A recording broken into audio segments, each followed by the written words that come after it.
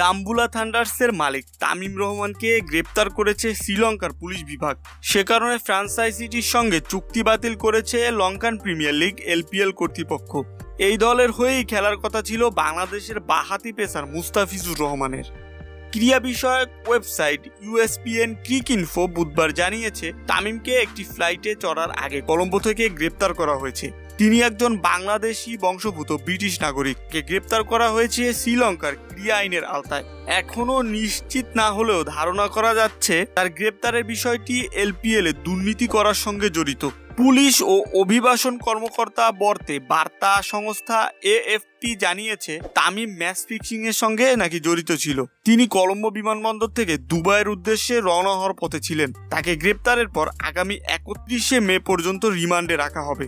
তার বিরুদ্ধে ম্যাচ পাতানো ও জুয়া সংশ্লিষ্ট লঙ্কান ক্রীড়া আইনের 2টি ধারায় তদন্ত করা হচ্ছে।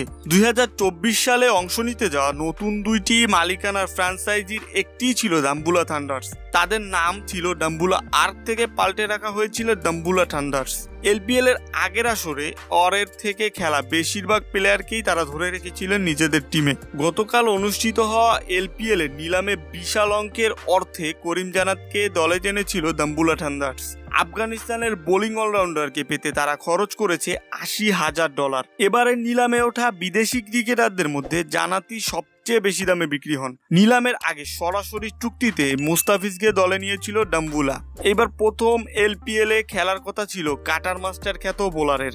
ডাম্বুলা থান্ডার্সের সাথে চুক্তি বাতিল হওয়ার পর LPL এর দলের সংখ্যা এখন কমে হলো 4টি। তাদেরকে নিয়েই পরবর্তী আসর আয়োজিত হবে কিনা বা নতুন কোনো দল যুক্ত হবে এখনো তা নিশ্চিত হয়নি।